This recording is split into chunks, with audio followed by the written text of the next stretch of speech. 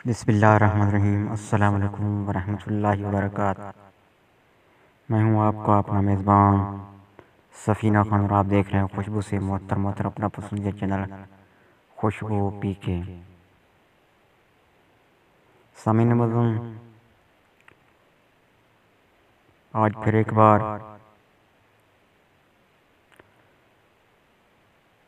रज़ाई से आपसे मुखातिब हूँ। सामीन मज़लूम, आजकल क्योंकि सर्दियाँ हैं, मछली ज़्यादा खाई जा रही है। मछली में क्योंकि कांटे भी होते हैं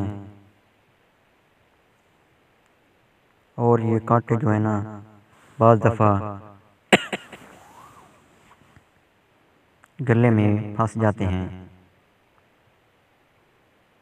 क्योंकि बाज़ लोग बेएहतियाती करते हैं। वो बड़ी तेज़ी के साथ जल्दी जल्दी मछली को खाना शुरू कर देते हैं। वो मछली के कांटे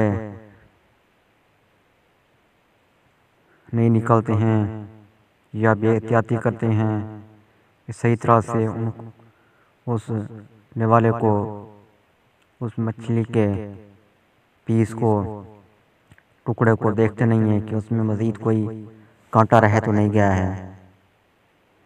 जब ये कांटे गले में फंस जाएं तो ये बड़ी तकलीफ़ देते हैं। तो आज मैं आपको कुछ टिप्स कह लें, तरकीबें कह लें, बतलाता हूँ, जिनसे अगर कांटा फंस जाए तो बआसानी वो निकल सकता है। पहले तो ये करें कि एहतियात करें, एहतियात एहतियात, क्योंकि एहतियात जो है ना वो इलाज से हज़ार दर्जे बेहतर है।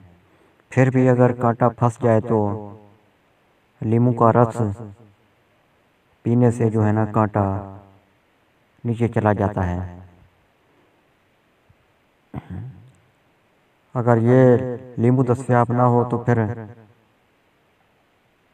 जो है ना आप कच्चा अंडा फेंट कर वो पी लें।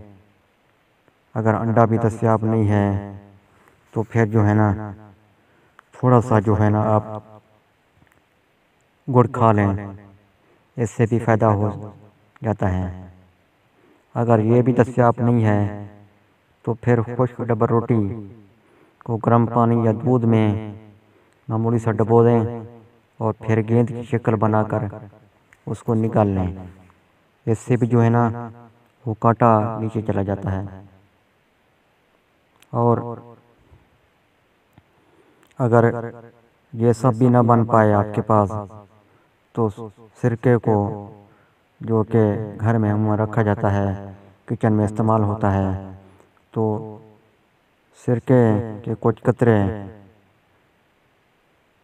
पी लें, उनको पानी में डालें और फिर वो मिक्स करके पी लें। इससे भी जो है ना कांटा निकल सकता है। और अगर ये सब सब जो मैंने आपको तरकीब बतलाई हैं, ये आपके पास उनका मवाद दस्तयाब ना हो, जो चीज़ें आपके पास दस्तयाब ना हों, तो फिर जो है ना बार बार ज़ोर ज़ोर से खांसें। खांसी का अमल बार बार जारी रखें। इससे भी जो है ना बआसानी इंशाअल्लाह अज़्ज़ा वजल आपको मछली के कांटे से निजात मिल जाएगी।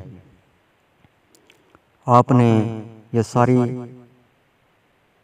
तरकीबें, सारे मशवरे, सारे टिप्स इस्तेमाल कर लिए हैं, उसके बावजूद भी आपको जो है ना फ़ायदा नहीं मिला, कांटा जूं का तूं गले खल्क में फंसा हुआ है, खल्क में बसा हुआ है तो फिर तो फौरी तौर पर जो है ना डॉक्टर से रजू करें, फिर वही कुछ मसले का हल निकालेंगे।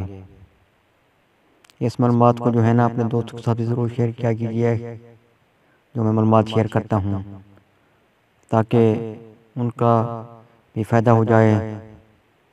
ये अच्छी मालूमात जो है ना शेयर करने से आपको दुनियावी फ़ायदा भी हासिल होगा और आखिरत का फ़ायदा भी हासिल होगा। ये अच्छी मालूमात देना सदका जारिया भी है। मछली खाएं, ज़रूर खाएं, लेकिन एहतियात से खाएं।